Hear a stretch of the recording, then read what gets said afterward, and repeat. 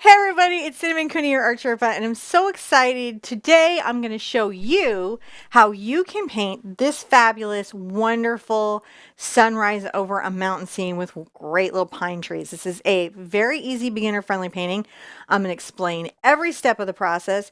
If you check the description, there's a link to everything I'm using in there, but also to my website, where on the web page, you're going to find so much extra amazing, helpful material to allow you to succeed in this painting. On the mic is my husband, John. Hey guys. He's going to be tracking me with our 5 cameras. That's right, 5 cameras. So many views. You can see all the action. Really, the reason that we do this is so that you at home can really see everything and be really involved in everything. And that's going to allow you to succeed in your art even more than anything before. I want to say hi to everybody who came to the live. I'm so excited for it. And as some of you know, we had you guys name the painting on our Facebook group, which was really a lot of fun. I'm terrible at naming paintings. It'd be like mountain with sunrise, 2 trees and a shadow. I'm very like literal keyword descriptive. So first I'm going to tell you a couple of the names that were suggested. We have Allison Moeller suggested Sunrise Mountain. Emma Madison suggested Mountain's Majesty. Catherine Lyons was like Winter's Peak. Tamara was like Summit Sunrise. Kristen was Edge of Winter. I thought that was really Edge of Winter, which is really cool. And then Peggy was like Winter's Soul. There was a bunch of Lord of the Rings suggestions. So we had Frodo's Mountain, Gandalf Mountain, Lord of the Rings Mountain, King Under the Mountain.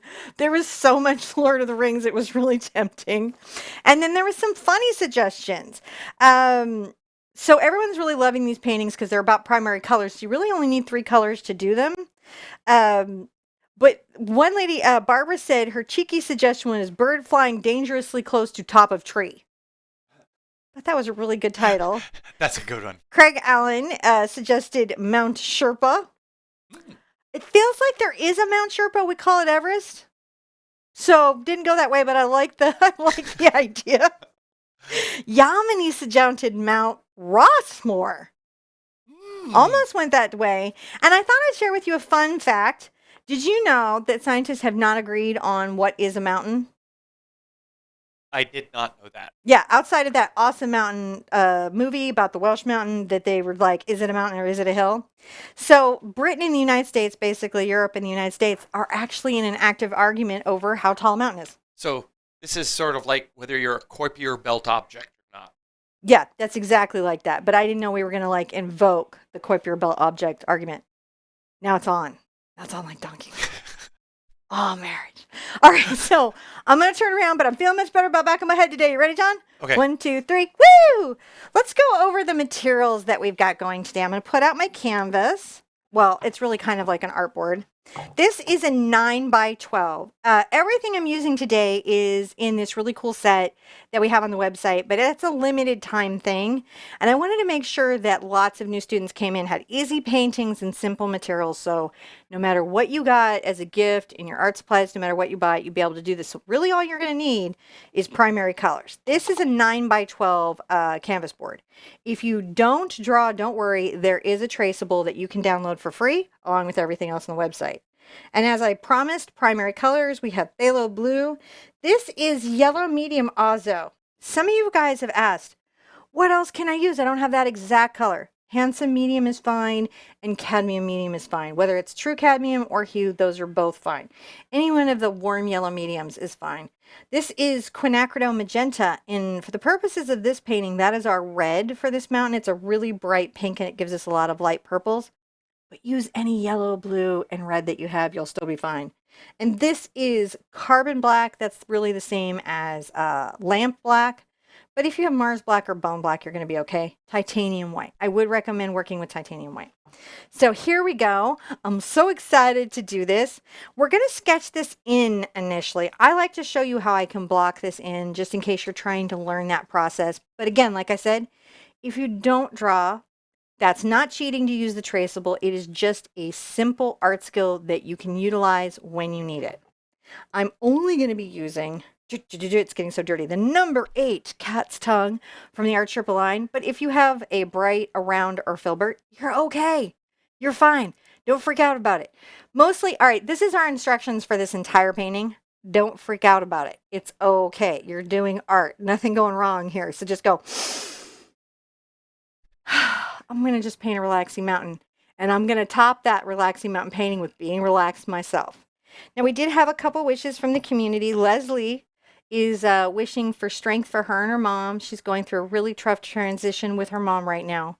And then Bonnie is wishing for another transition for her brother and sister-in-law who are having a furry member of their family, a Sherpa, who's crossing the Rainbow Bridge. So we're sending them lots of love, taking our deep breaths, relaxing our little selves out, and we're going to start sketching it in.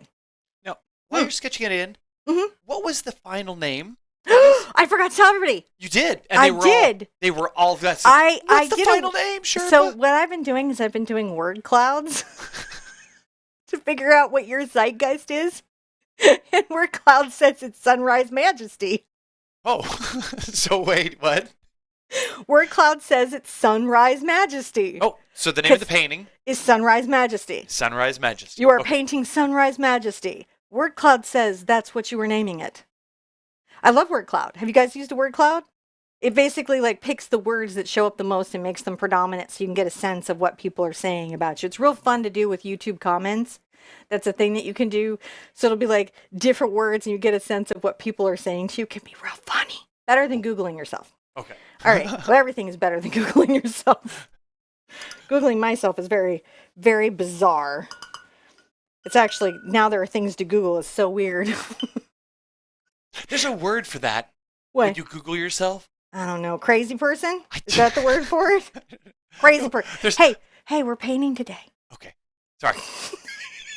All right. So I can't ask where you got your necklace? Because they really like that too. Oh, yeah. That's Betsy Johnson, right? It's beautiful. That's pretty much, I wear Betsy Johnson and one other artist that I've met at the Pinners thing right now. I just love me some Betsy. Betsy. Oh, and there's a Spoonful Paint. I wear some of their stuff too. So, just saying. But Betsy's my main girl.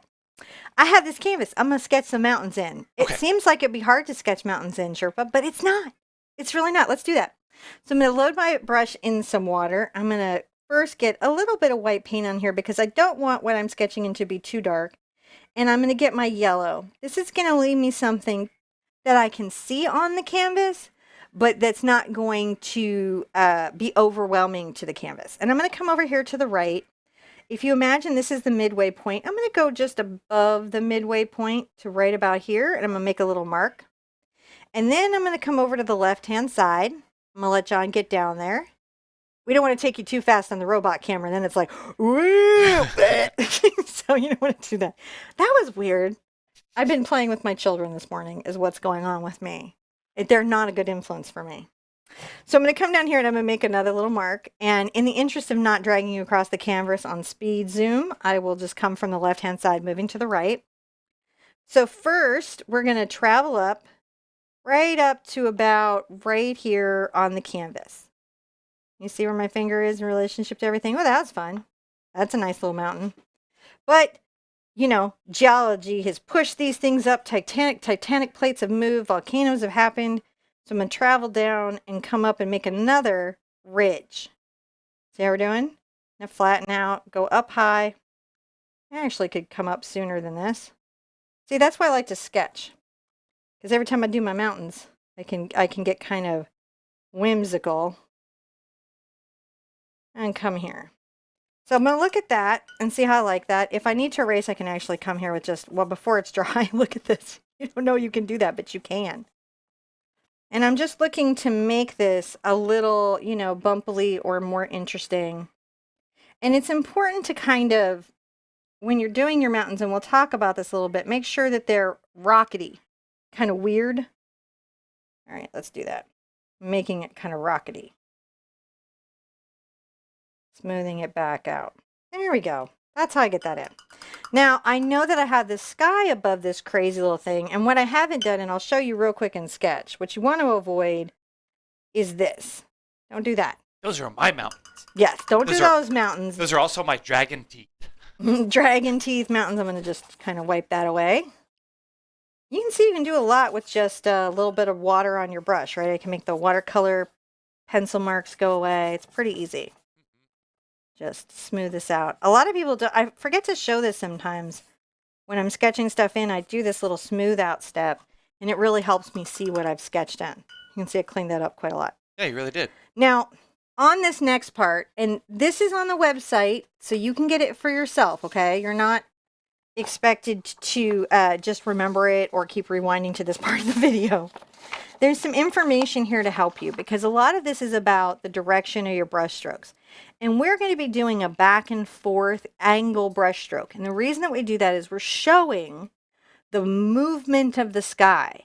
We're implying that time has gone by, that space is moved, that things are happening, that's energetic. So even though the structure is quite still, hi, back of my head, but see, I feel better today. John's working on his switching. We're going to be going back and forth. You doing okay? Yeah. There's a lot of pressure to push the right button. Well, there's 5 cameras now, so it's like learning the whole thing all over again. I'm going to dip my brush in water. I'm going to come and I'm going to load up quite a lot of my white paint because I want everything above my mountain to be quite light. And I'm going to just really quick brush all this up, dipping in water, coming back to my paint. And I'm going to get this a little bit juicy and wet before I even apply the next stroke.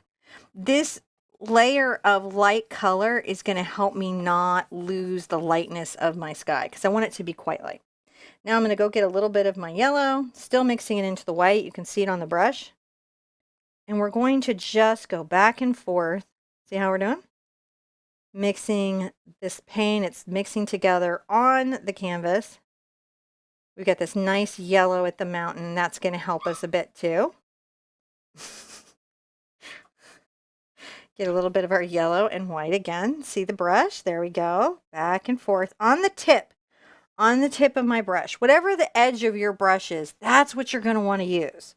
I'm going to go back and forth, back and forth.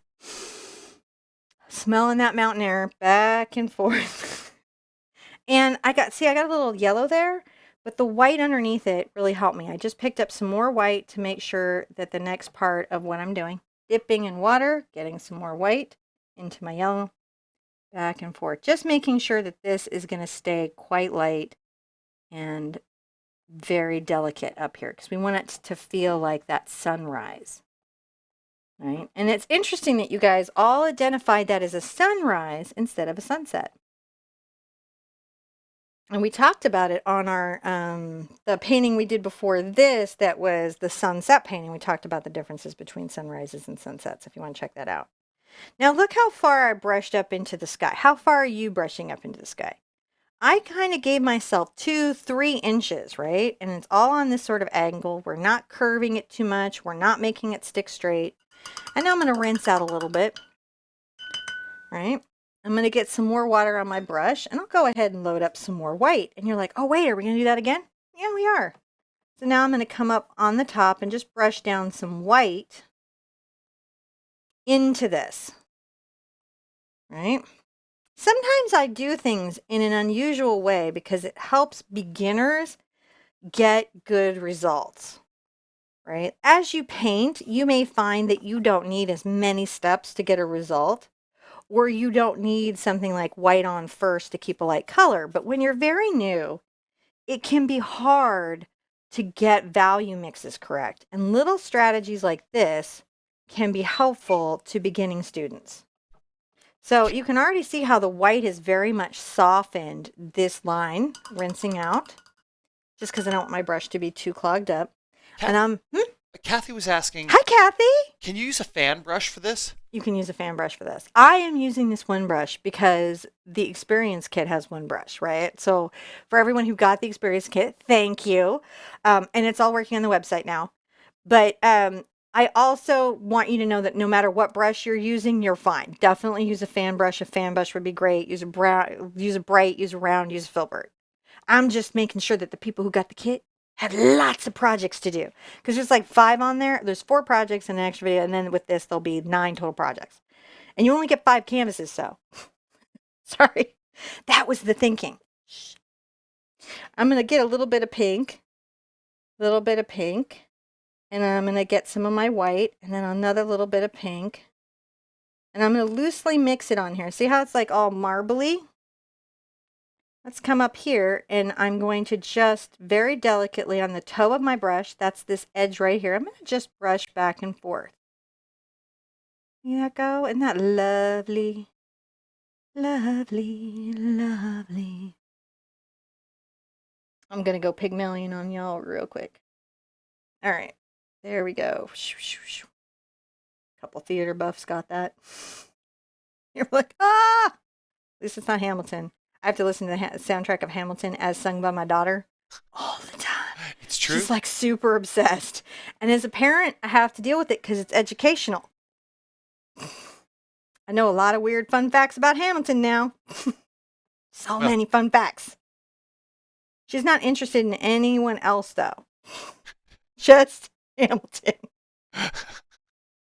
Which I find really funny because I thought it was going to lead into, I'm still just doing the same brushstroke as we're going through and laughing. You know, I thought we were going to get into like other founding fathers, other historical events. No, Benjamin Franklin, just Hamilton.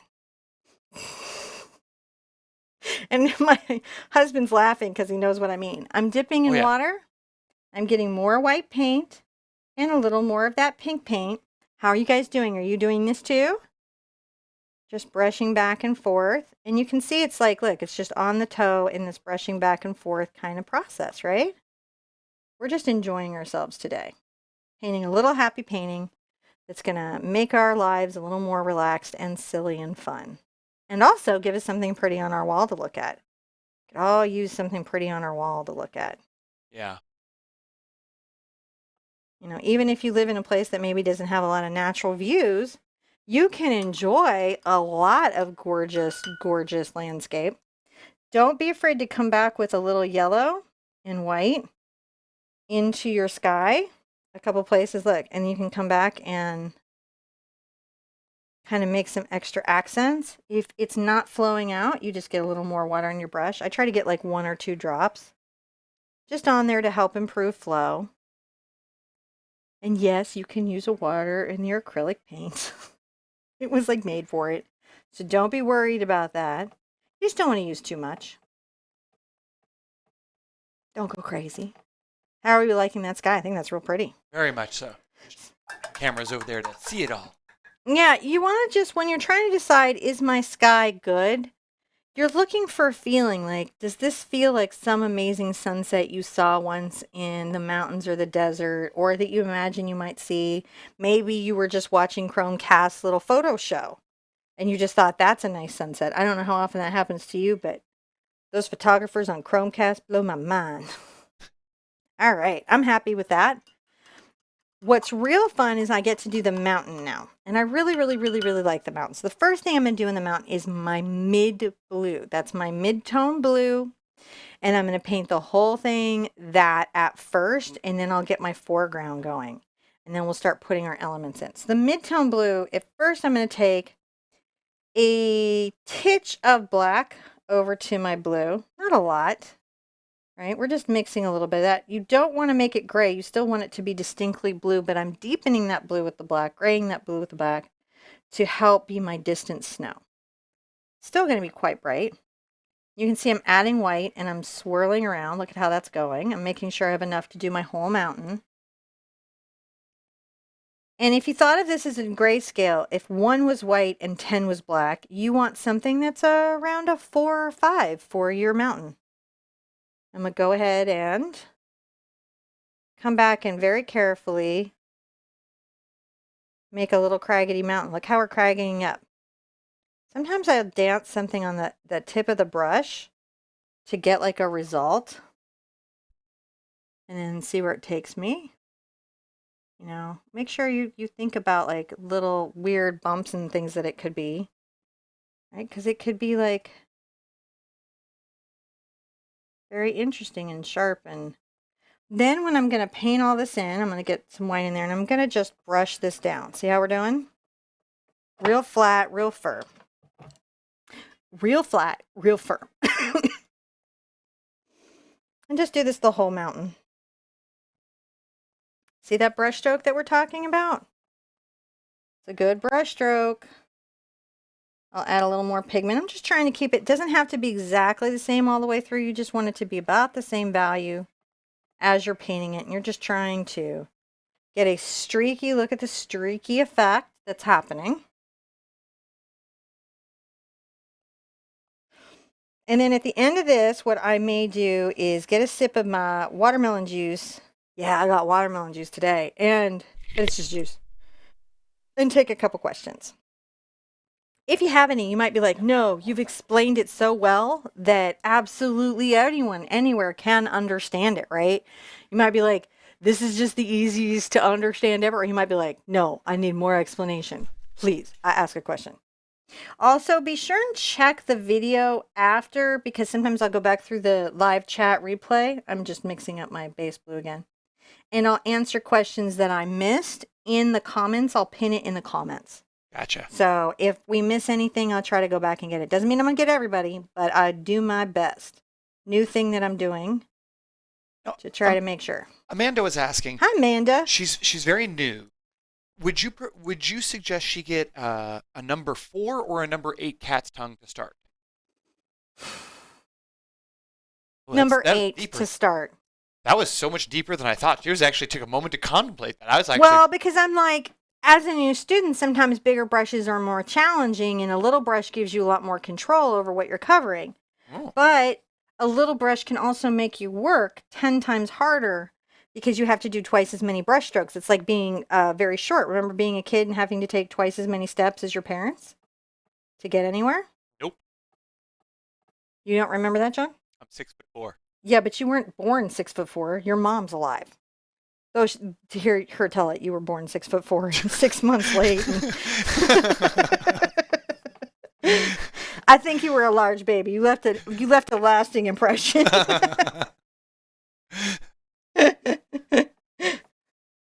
And if my mother-in-law's here today, hi. Life be good. Life be good. So I'm just taking this all the way down. Oh, and Emily was asking, she's out of blue. I'm assuming the blue that you're using. Oh, just use whatever blue you have. Okay. Any blue you have. If you have craft paint, use craft paint. You want a blue, you want a yellow, and you want a red. You're going to get slightly different colors. Maybe they won't be as pastel. Maybe they'll be slightly different colors, but they'll still be, you'll have essentially the same painting. So see how I'm getting the whole bottom of this canvas like covered, and there's like these nice streaky little strokes. Streaky little strokes. Almost sounds like I'm saying freaky little strokes, but it's just streaky little strokes. Just make this all neat. Now I'll set my thing. And we'll let this, I'll hit it with my air mover. Yes. My official Sherpa air mover. I like your air mover. Do you? Do you hear that vigorous rinse out? Every once in a while when you're rinsing your brush, make sure you rinse it out quite vigorously. A vigorous rinse? Yeah. You want a vigorous rinse because you want to take the acrylic out as much as you possibly can. All right, I'm going to sip that. Do we have any? Oh, air mover. Air mover. You're going to do air mover. Let me go back over here because there were some questions. They were saying they love this air mover is much quieter. Yeah, well, let's meet. Usually if I do the hairdryer, I have to be muted. It's faster, but I have to be muted. And then John talks to you about how using heat in a hairdryer can accelerate color shift. And Amy was asking, the kits, are there going to be kits available for January? We may have to extend our the sales portal was down for a little tiny bit, so we may extend the kit sale availability like a couple of days. We'll see if we need to. We are going to do another kit in 2019. I'm working really hard on it, and it goes with something really spectacular and special that's going to change how we learn how to paint forever. Yeah, I'm not overselling it either. What I'd say is that we have a relatively limited number of these kits, and as soon as they're sold out, we won't produce any more of these. We're going to do a different kit. So these are very limited on what we have by stock, not so much by time. My watch started talking to me. Well, those watches will do that. I wonder how this is doing. It's actually doing pretty well. It's drying my canvas pretty well. So yeah, we still have those available. You can go check those out. But again, you can do this without the kit. And I always include the exact materials, so you are never, ever bound to anything. This is art. It's supposed to be fun. It should not be stressful or anxiety causing. Karen would like to send hugs and kisses. She loves what you do. Oh, thank you, Karen. And Rohail would like to know, what kind of towel are you using to dry your brush off on? Oh, this is a microfiber towel that John gave me yesterday that he bought at the local Harbor Freight. Yep. So what they are very inexpensive microfiber cloths. They do a great job of absorbing the acrylic paint, and once the paint dries on them, you can wash them, and they just turn into these little briquettes of acrylic paint over time. Yeah. But they're disposable, so it's perfectly fine. It works out. It's a crazy world. Yeah, you can see that one down to Darren. They're just little. That's just a little microfiber cloth. Now, to let myself know where something is, I got to put out some more white paint. You're going to go through about twice as much white as any other color. It's just one of those colors that you work through. It's one of the reasons why I'm like, it's good to upgrade your white first out of all the colors. If you're going to go into a pro paint, upgrade your white first. The coverage and quality is going to make a real difference. Look, I'm loading up. I'm doing pull and I flip and I pull and I flip. I work the outside edge of the paint. I'm going to come over here because I know I've got little trees and everything I'm having. I'm going to just make a sloping mountain. It's going to slope from this left side down to this right side very gently. All right, so we go like this. And then watch this. I'm going to stop right here and I'm going to make a mid-size kind of interlope and then come down again. So I know where that is now. That's going to be super, super helpful to me later. I'm going to rinse out. And I'm going to start putting some sun on my mountain faces. These are the highlight reflections that are going on. I'm going to take some white and get just a smidge of my blue. I don't want too much of it. And I want this to be quite a light color, but not pure white in general. And we'll practice right here. Let's take this down on the front. And we're going to brush this down and wiggle back and brush down. Now we've made a highlight on that slope, haven't we? Let's go back and make another highlight on our slope. Okay, so this could be an interesting little highlight. Maybe it comes back and brings this down. Make sure that this part of the ridge coming into it,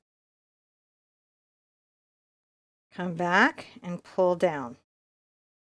See how we're doing? So it's a little bit blue, just a smidge blue, lighter than the background mountain color. There we go. Making these nice little lighter than the background color highlights on the mountain.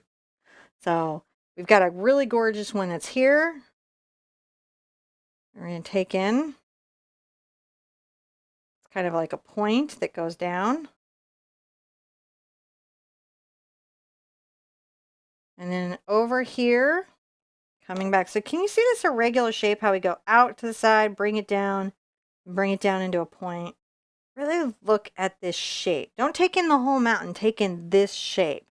Just do what you can with that shape. Little more blue into my white because again it's not supposed to be pure white, it's just supposed to be very, very much lighter than the background. There was another little highlight that I'm going to put right here.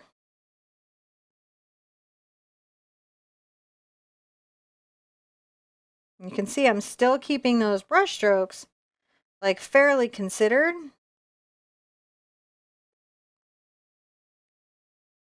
And I'm going to come up here and I'll brush this down as well. And you can see I just let this taper off and edge out. It's no problem. We're all good there. I'm going to rinse out fairly thoroughly. And I'm going to take a little bit of my black and I'm going to take it over to my blue and I'm going to make a very cool black. Can you guys see how it's black, but it's still got a definitive blue cast to it? That's what we're going to want for our mountain. And let's come here and pull this little bit of rock crag down. Can you guys see that? We'll add some of that into the snow there. This one is real interesting because I'm going to let it be open, the granite, the darkness is showing through. You can see I'm on this edge of my brush, so I'm pulling it down.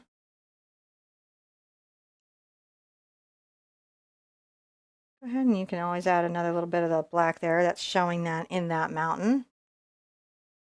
How are we doing? Really good.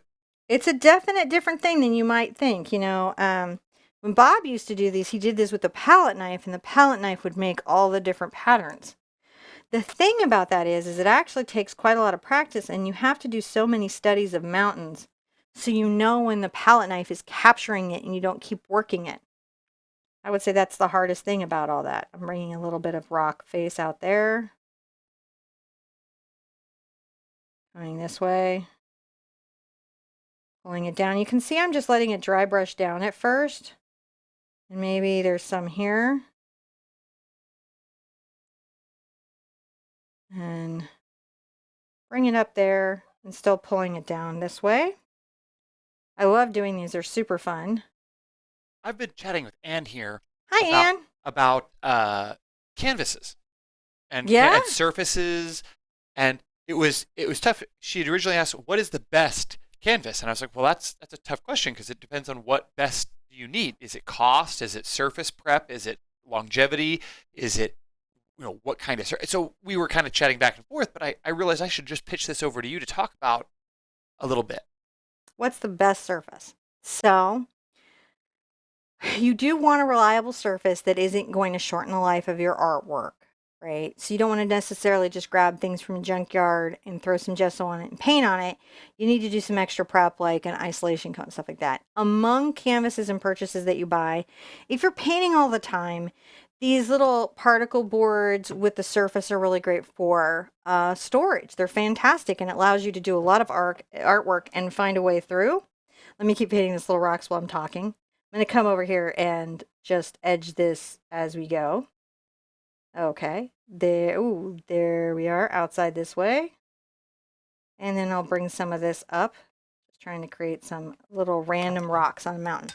So what you want to do is you have to figure out your budget. The best surfaces are ampersand and masterpiece. Those are the highest quality of surfaces. But they can be cost prohibitive. So after that, what you want is something that serves your budget and your storage and your type of painting. So I do like these packs for students when they're starting out. It gives them good storage options, all of that. Canvases, stretch canvas can be nice because the drum of the canvas can help you feel your brush pressure in a really nice way because it springs back and it also reduces fatigue, weirdly enough. So those are these different things that you might be thinking about as you're deciding what is the best surface for me. And remember, there's also pads of acrylic paper. So you've got to, I wish there was I know a lot of people try to make it sound like there's a plugged in answer, but there really isn't. There's an answer that will fit you and your creative process. And remember, even if somebody says, this is the best surface ever, don't torpedo your budget to get into that. Use that for a special project or painting that you're doing for a friend. I think that's really important. I, as an artist for years and years, that's my big one, is don't torpedo my budget to get into some specialty product. Buy it when it's the right time to get it, but don't not buy it when you need it. All right. Does that make sense? It does. I'm going to get a little bit of my yellow, just a smidge, and I'm going to put it into my white, just a smidge. And I'm going to come here on the top of my little mountain spaces, and I'm going to make see how I'm showing a little yellow reflection? These are nice. Maybe some in there. You might definitely want some. See how I wiggle up and wiggle down? Fun stuff. I love doing these things. More white than I have. Because you don't want it to be yellow. It needs to be white, guys. You want it to feel like light is on the surface, but you don't want to. There we go. Let's put some in here. Can be quite good. It's nice to get these in here and pull in and work out some of the. Right here is good. Right here at this top. I like to just think about where is this light hitting everything. I just noticed you picked up some paint from and below. Just went with it. Is that okay? It's okay. Sometimes that's what Bob used to mean when he said happy accident. Sometimes some paint isn't totally dry and you pick some up, but you look at it and you go, but that creates this cool character. Like, I'm going to work this in. Yeah. And it's going to become a feature, not a fault. A feature, not a fault. Yeah, I learned that from you, sweetheart. My husband used to be in gaming, and when they would have a bug, they would decide, is it a feature or is it a fault? Well, there's sometimes, you have an, we call that an unintended feature. Unintended feature. Has an unintended feature. Yes, I do. We didn't know that there were all sorts of unintended features that you could come up with. Now I'm going to get some of my Just Blue and I'm going to thin it. I'll get just a little bit of white to lift it up. But what I'm going to do is this sort of glazing in some area. I'm going to get my water on my brush. And you're going to want to just maybe glaze some of this. Can you see this glaze? Mm-hmm. And what that means is the paint is transparent. So phthalo tends to be transparent. And I can lean into that. See how I'm brushing that, the direction that I'm brushing this? It's fun. That's easy. And I'm not losing my directionality. We're going to just put this a couple places to cool the mountain. Cool the mountain. King under the mountain, right? He needs a cool mountain. Let's add this blue right here like we did in the example. Now this sort of helps play with the exaggeration of maybe some of those spaces, right? And then I can come back with a lot of white. Still blue though, and kind of blend this in. See how I'm blending that in? Down here, look at that. That's the trick right there. Get a little bit of your white into your blue and make sure you blend this in. There we go. And that's what's going to pull it back into the mountain phase. Are you guys seeing that on your own canvas? Yeah. You guys will be mountain painters after this, aren't you? I like them. I like doing it too. If you guys do good, I'll do lots more mountains. Actually, I'll still do lots more mountains. You're not under that much pressure. So I'm just pulling this here, and that is quite nice. Now I have some stuff I want to let dry. So two things I'm going to do. I'm going to put in my dark low lights, and then I'm going to put in my hillside. So I'm going to grab some black now. And now you'll see how the blue and the black played with everything. And I'm doing a similar thing that I did with the white. I am using the brush to skip these deeper value shadows. Look at that. That's the money right there. That's what it is. That's what you're looking for when you're painting. And see how relaxed I am with the brush? I let it pick up. This isn't just some genius brushstroke that I'm about here. I should totally fake it and pretend like it is. But what it really is I'm just allowing the brush to help me create the random shadows in the stone. So every mountain you have might be a little bit different, but it'll all have the same kind of formula in space. Even between the mountain I painted before the study and this one, there's going to be small variances. I think these were the only, I might put one shadow here because just looking at it right now, sort of needs it. All right, so now I have these nice shadows on my mountain, shadow under the mountain. I'm rinsing out vigorously because I had black on my brush and I don't want it in the next part. I'm going to get my blue out, and this time I'm not going to use any black in it. I'll just use my Phthalo Blue. And you can even, if you want, get the smallest amount of yellow into that to pull it into the turquoise, but don't pull it into the green. See that turquoise color? Yeah. So this is a true primary painting because I'm not using any other.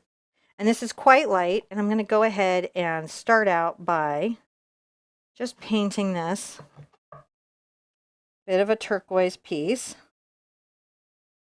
Warmer snow. I'm painting it so it's going to show up in the front. I'm going to have to move this to the side because of the positioning of my easel. Don't move yourself, move the canvas. I say that a lot, but I actually just really, really mean it. Just smooth it out right there. But I've got the slight implied bump now. And I'm pulling this base in. This is what's going to pull everything forward for me. The colors are going to be brighter and more pastel up here. So that's going to help. See how that snowbank is actually pulled towards us? That's a very nice thing. Rinse your brush out thoroughly. 2 water jugs if you need to. If your water is at all muddy or dirty, this is a good time to go empty that water and change it out. Okay. I'm wondering if our beautiful studio assistant can help us change out water while I put in this nice cloud bank. Now I'm going to actually turn this to the side to do my cloud bank. You'll see my brush is loaded both sides with the white. And this is sort of like the little foggy smoke. And I'm going to come up here and I'm going to press up And I'm just trying to make an uneven but much lighter. Get water in your brush if it's not flowing off beautifully. Little cloud area. And I'm going to just go back and forth painting this in lightly. So I'm just trying to talk about a little bit of a cloud, a little bit of a fog that's off here in the distance. Get your brush and water, work it through, and then look, softening that in. Have you softened it in? What we're doing, we're softening it in. So it should be somewhat transparent. It should show the dry area beneath it, and then you should have what appears to be a bit of a little cloud bank, little fog bank. And I like to come in and watch. I'm going to make a little bit of highlight here so that there's, look at that, little bit of highlight goes woo up and down. Look at these crazy shapes, right? That's what makes it feel like a natural object. For this next part, I am going to use my hairdryer because we just need to dry it quickly. You can, if you're watching at home and you're rewatching, you could take a snack break. You could take a nom break. You could just watch a TV show and let it dry, or you can dry it with a hairdryer with me if you're painting live. And, oh, well, we didn't get a studio assistant to come in here yet. So I'll have to, I'm not going to leave them alone while you're hair drying, but after you're done hair drying, I'll get some water. All right, guys. That was very loud. Sorry. I forget sometimes. Don't speak too enthusiastically because you'll peek out. Anyway, guys. So thanks for coming and hanging out. If you're using a hairdryer like this one, be sure to use it on the lowest heat setting because heat is not good for your acrylic paint. It can really, it can cause shrinkage and other sorts of issues like that, like color distortion. So it's best to use them on the lowest heat setting, and just for air. There she is. On the easel, I'll talk to them a little bit about this color sheet while you get me fresh water. Okay, so you're going to see here, this is again on the website. So if you go to the website page for this painting, you're going to, I put the link in the description down below. You did. So the link is in the description down below. You just go there and there's going to be all this extra information. There's some extra insights into painting in the process for you there. But you're going to have this sheet. This is your color guide. In your color guide, we're going to talk about the colors that we use to make this painting. And I just even use the color select tool to pull out actual colors that are in this painting. So this would be like the palette of this painting. And this is how I get the colors. So you're going to see that I have magenta and blue here. When you see the drop where it starts out one color and ends another, that's me telling you that we're using either several mixes within there or gradation.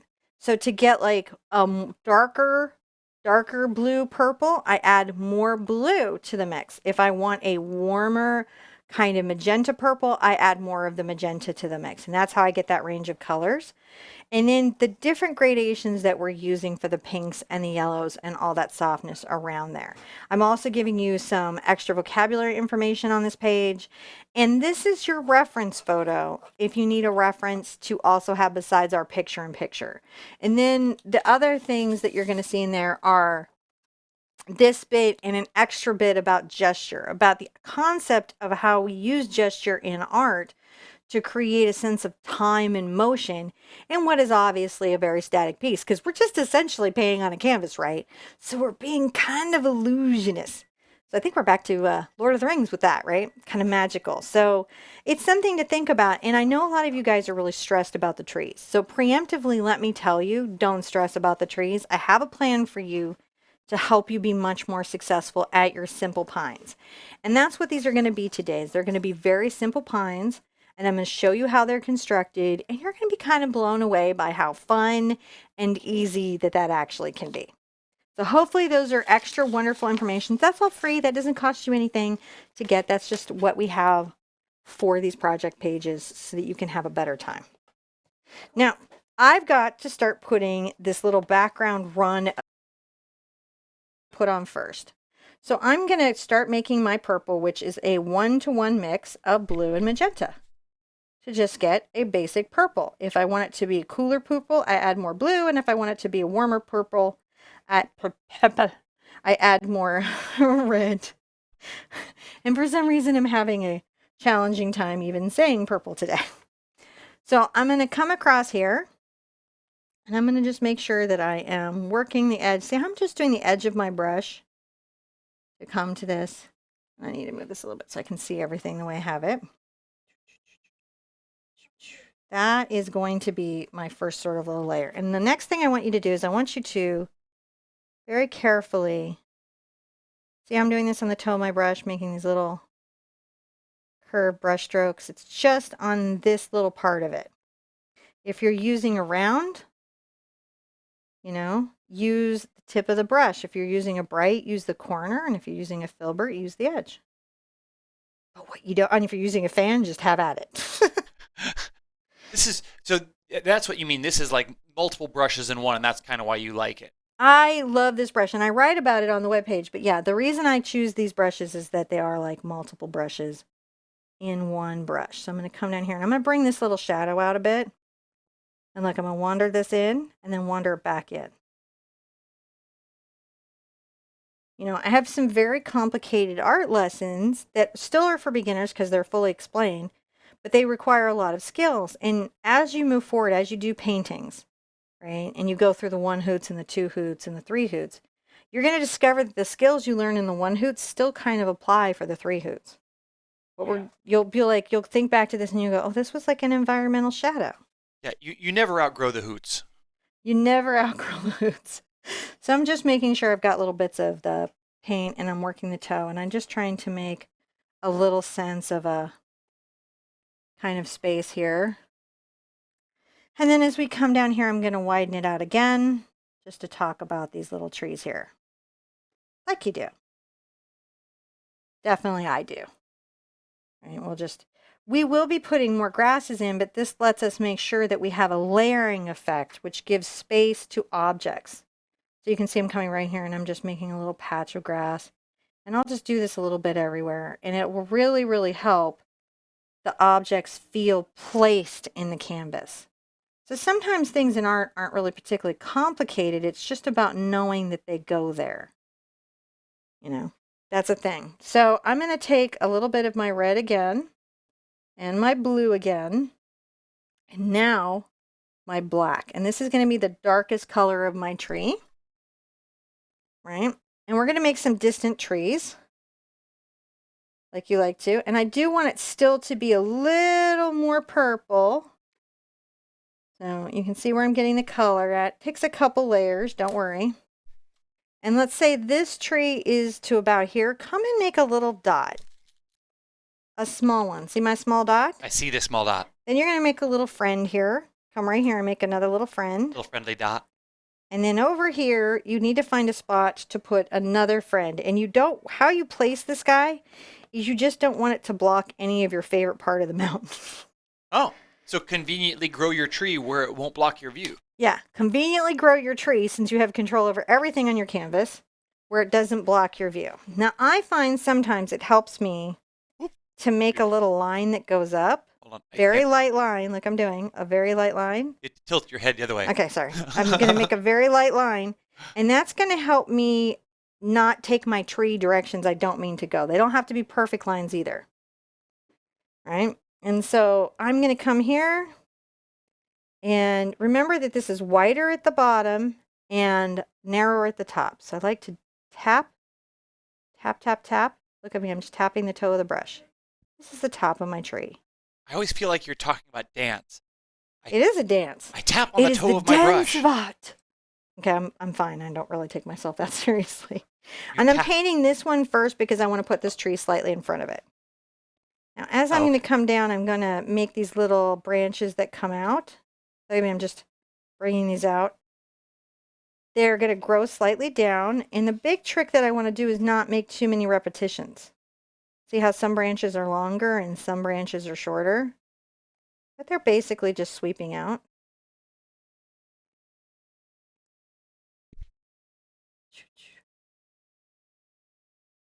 There we go. Making some branches longer and some branches shorter. And I'm coming out here. And you'll notice that the strokes are getting bigger, aren't they? Yeah. They are. They're getting bigger and more considered and more thought out. And then we just branch this out here. See, it's like a little skirt. Huh, tree. There it is. We knew it was there. Let's plant one over here. Tapping the top. Oh, that's a crazy little top of a tree. This thing is there's no like rule about the tree, like your branches always have to be one way. There's a lot of ways trees grow themselves to deal with their environment. So you've got to keep in mind that there's a lot of forgiveness about how you're painting your tree. There's this one right there. It's kind of cute, isn't it? You can tell it's had kind of a day. Might add some more grass to it as I'm going. Now I'm going to come over here, I think, and paint a little row. Because, again, I want to put this one front, and I need these to dry a little bit. Maybe I'll hit this one. It's okay. We'll paint this little clump, and then we'll paint the other little clump. This one is going to end up being over his friend. See how we're doing? Yeah. He's just another little friend.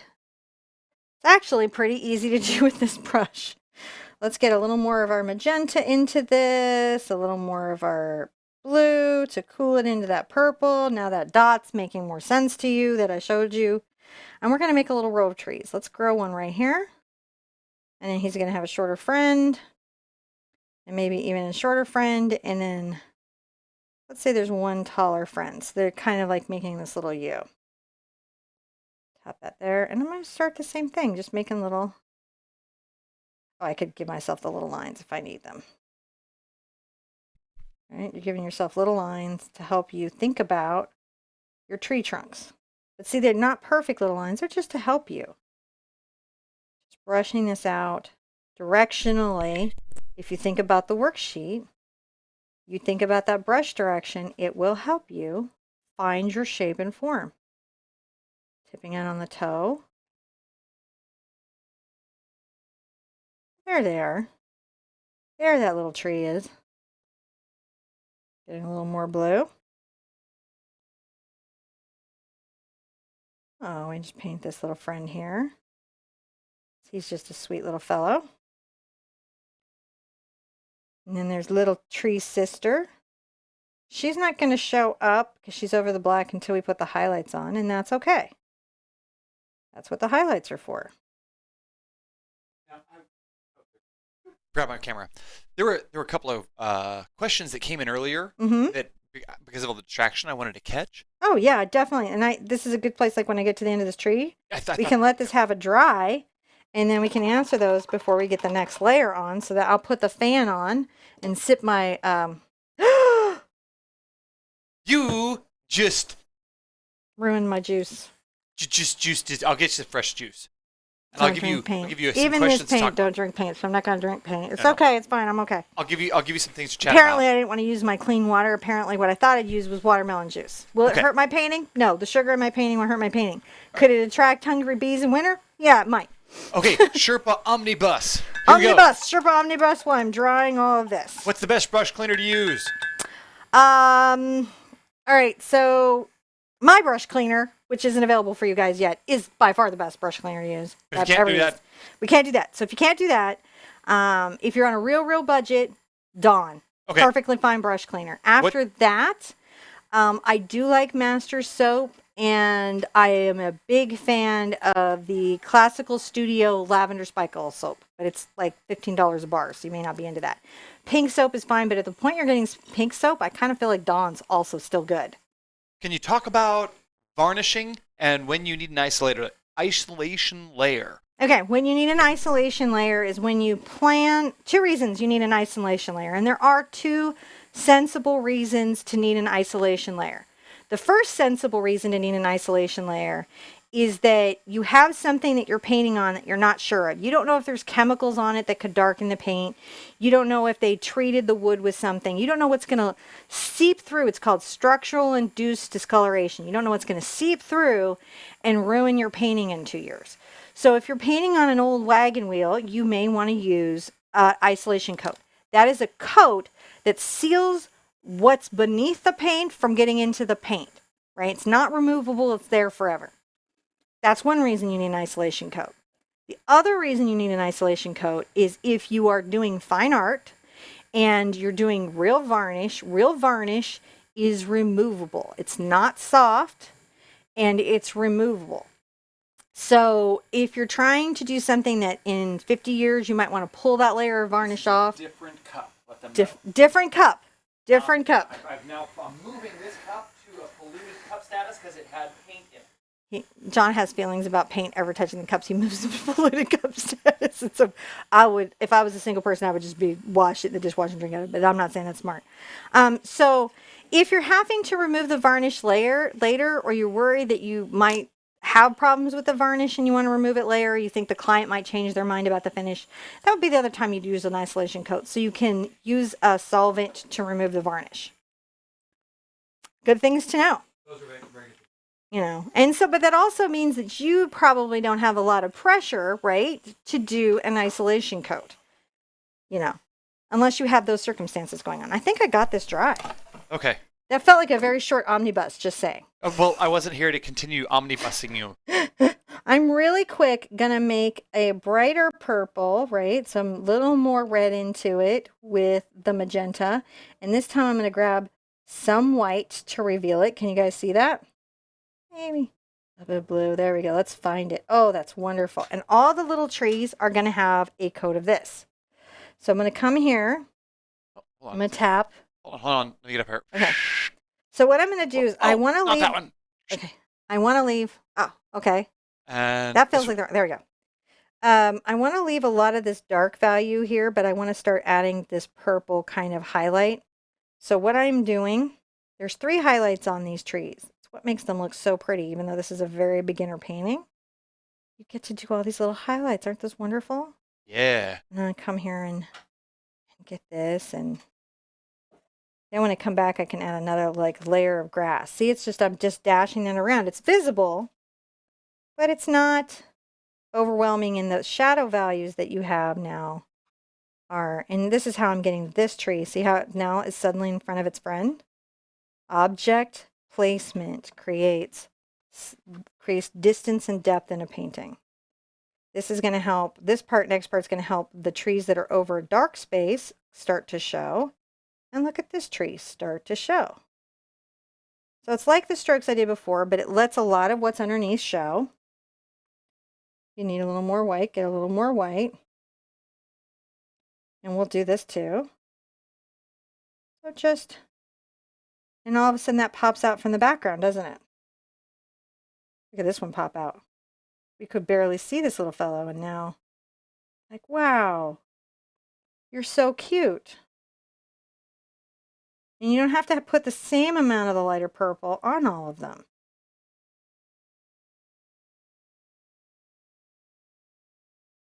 There we go. Now, I'm going to rinse out and I'm going to do the fun part. The fun part is I'm going to take a lot of the magenta into the purple. And I'm going to grab white into it. And this is like the sunlight that's hitting these trees. So I'm going to come right here. I'm going to make sure that it's light enough.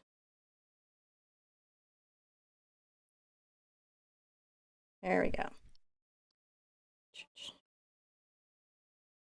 There we go. See how we're just creating a little sunlight hitting the trees? You can put a few bits over here, but we want to really concentrate this on this side of the tree.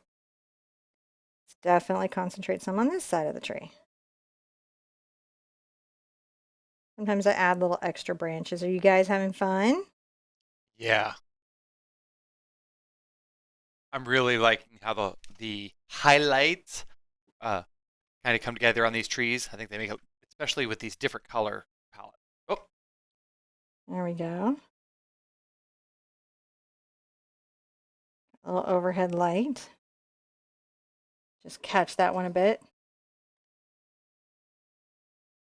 I'm going to come to sort of this side now. So I'm implying that the strongest corridor of light is right here by changing. So if The light's on the right side of the trees, but then kind of switches to the left side. It lets you know where the corridor of light is. Oh, that's kind of neat. Yeah. So even when you're doing a simple painting, even when you're a beginner, all of these tools are accessible to you. You have a right to them. It's your painterly right. Now, the great thing is I can come back and do some more grass.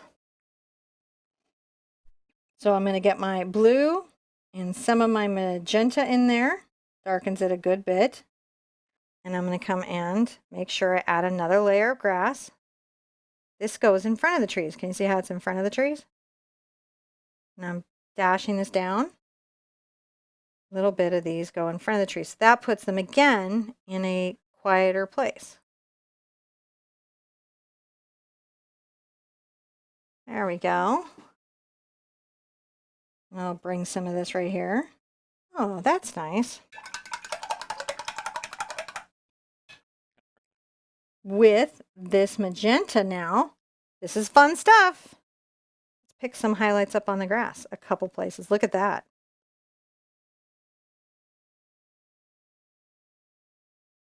Add some more white to it so it'll pop. Aw, there, now we can see our little grass a bit. It's a good time to dry the painting again before you put the next layer on. Just make sure that I've got, oh, yeah, I've got this easel that covers some of my vision and what I'm doing. We're still working up the studio stuff.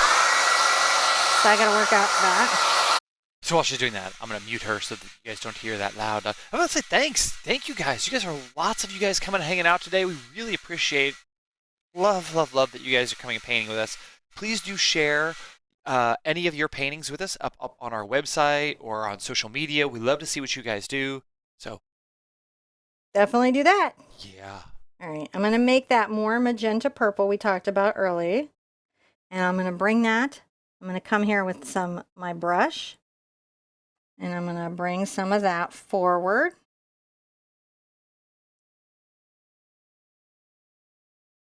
Yeah, that's always fun. Maybe take some of that back. Rinsing out. I'm going to get a little bit of my blue, a smidge of my yellow into it, kind of getting into that aqua space. Get some white. I'm going to come right here and make this wonderful kind of little aqua color. More white into it. There, we're pulling that in, making that much more colorful little patch of kind of little snow there. Look at that. That's wonderful. Dell was asking, is there will pro white paint help craft paint? Yes. Is that a good thing to buy? Yeah. Yeah, you can upgrade from craft paint with pro white paint, and craft paint works with pro paint. They are absolutely willing to work with each other. Totally. They're totally compatible. Excellent.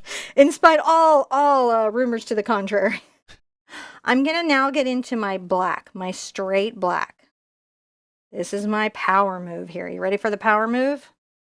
I've got to kind of put this here so I can see it. My power move is going to go like this. It's going to make a little arc up. And it's going to come back. It's like a little hill that it has. And I'll go ahead and kind of make an uneven little space around it. A little hill that it is. I'm going to come right in and I'll go ahead and give myself some of those grasses we did earlier. Look at those grasses. The grasses. Gotta give yourself a look grass.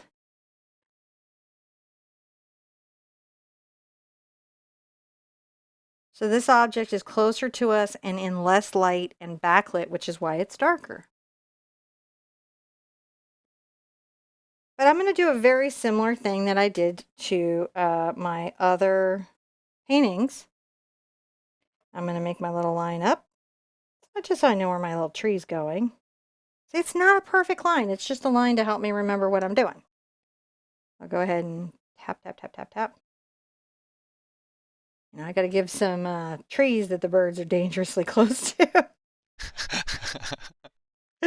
I love that title.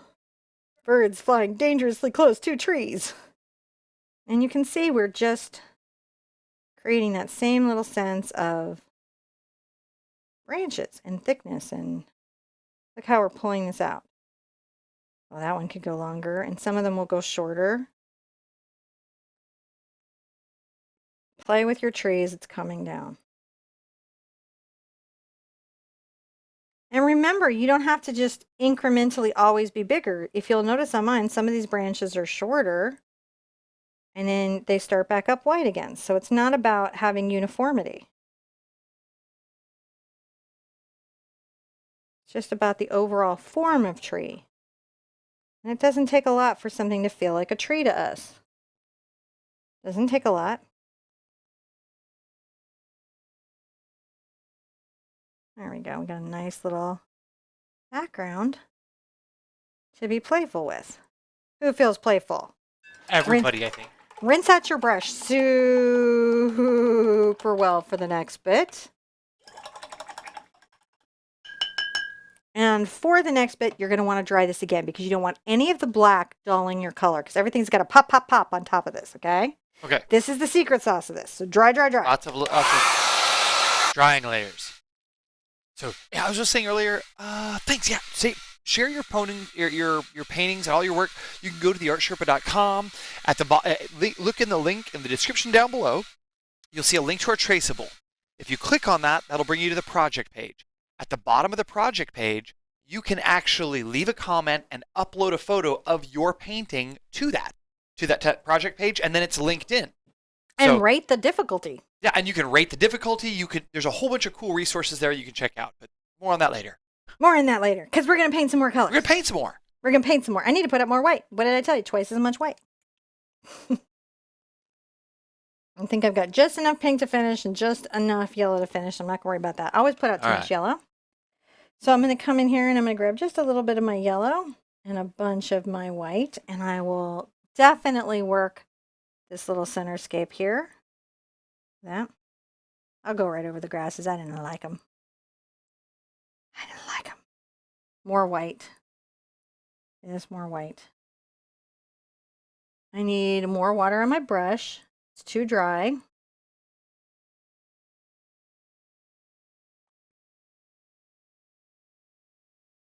Get a little bit of my pink into that. See, I'm just getting a little bit of pink into that. Look at that wonderful snow. See, I'm just dancing across the top of that yellow. Well, that's just a very lovely patch of world, isn't it? And the yellow and the pink come together and they start to mix another color. And I can grab more white and look at this, I can bring that in there. And it makes it feel a little bit more like snow. I'm going to stop there and rinse out quite thoroughly. Ooh, Silver Skies, very inspired. Are you? She'd like to know, how would you paint this on a wall? Would house paints be okay, do you think? Yes. So here's my real trick for doing a mural. All the background colors, the big amounts of color doing house paint, and then the detail stuff, the up close stuff doing your good acrylic paint. That's what you do. See. The other thing, is just really have fun with it. And make sure that you're taking care of your back and your body. Big paintings are kind of exhausting. So, use rest, pay attention if you're overreaching, use ladders, use step stools, take care of yourself. These are very important things to do. I am going to now get into my blue, just my blue. See, I'm loading up in my blue. I'm going to get some white into it. Blue and the white. I'm going to come here and I'm going to add a few little highlights to my up close tree. Grabbing some more blue. Look at this tree suddenly pop. I leave a lot of the dark still there. Bring some branches forward with this. Put some more of them in detail. I can get some deeper blue. As I move down, see less white. Gradation. Pulling strokes down right here. Look at how I'm pulling these strokes down. Little tiny dashes. little curved dashes. Think about that worksheet I showed you earlier. Where's the directionality of the stroke? It helps you.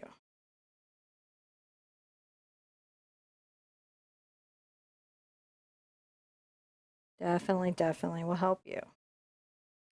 I'm going to get more blue, just pure blue. Now, and I'm just going to do a couple strokes here at the bottom. Cindy would like to know if that is the infamous shadow snow. That is the infamous environmental shadow. Yes. The shadow snow.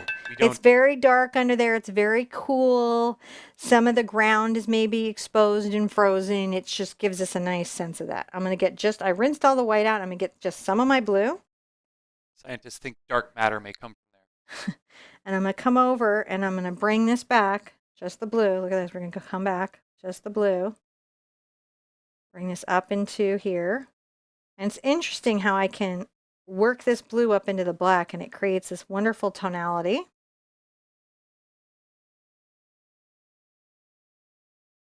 You can even come forward. If you want to get some purple, it's great to put into here. The trick is when you get some purple, get some white to reveal the purple. Reveal it. White to reveal it. Pull it up into the embankment like snow has come up here. Look at that. Pretty cool. Pretty cool.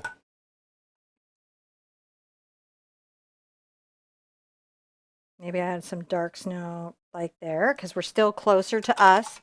By the way, we're like nearly done. Rinse out. And the last thing you need to do is grab your white, what you have of your white. Come over the top of this up close. Super impasto. Super impasto. Look at that. That's so thick you could roll a snowball out of it. Yep. You just put that a couple places. That it fits, that it goes. There we go. We just painted that mountain. Well, you did. Right? I watched you. Right? We just painted Sunrise Majesty. Oh! Now, I have to do some birds. I'm going to show you that I did them with this big brush, so you're not like, oh, she could not do birds with the big brush. But I can. But I can. I didn't do them with a little brush. You can do them with a little brush. So here's what I did. I loaded up my cat's tongue with black. Okay? And I'm going to come back here to the side of the tree, and I'm going to just touch up a little bit. I'm going to go upward on a stroke. I'm going to bring this down.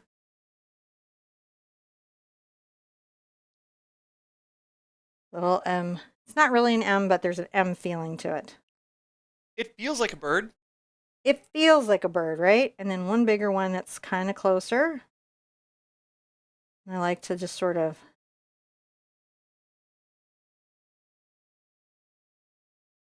give a little more weight to this guy than you might have. There we go. A little bit of a bird. It's easier to do with a small brush. But that's all that's required to get that little fellow in.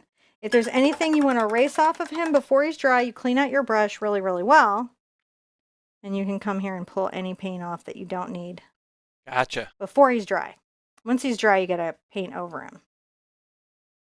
But if I wanted to trim that out.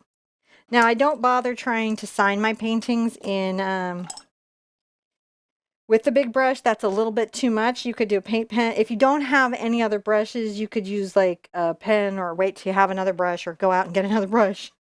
Because really signatures require a small detail brush.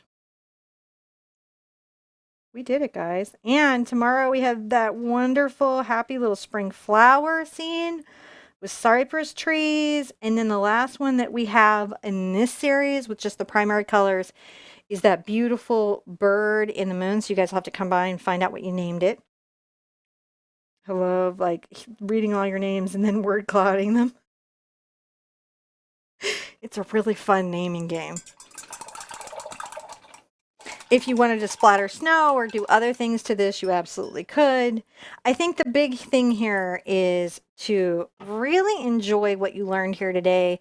Really enjoy what you got to do. I'm going to do a turnaround, Johnny. You ready? Yeah. 1, 2, 3. He's so good. So, you know, whatever you're painting, whatever you're doing, the most important thing is to not set expectations for yourself that make you feel like you're not reaching your full potential, right? Sometimes we have arbitrary ideas of when art is good and when art is bad that literally doesn't have any foundation in like fact, but it's just a feeling that we have. So if during this art process, especially when you're learning, if you could just put that down and instead judge each painting by how much fun it was to create, how did it feel to make it, and don't worry so much about the end result. Anytime you talk to artists that work a lot and they're asked, do you care more about the end painting or the process, almost all of them will go process. It's all about process. What happens to the painting at the end, I don't even know. And so that's a good thing to adopt because it allows you to be in the moment and enjoy what you're doing and not get caught up worrying about what other people think. Now, I hope you had fun today. I hope you'll join us tomorrow. I hope you're loving the new web pages. Be good to yourself. Be good to each other. And I want to see you at the easel really soon. Bye-bye. Bye.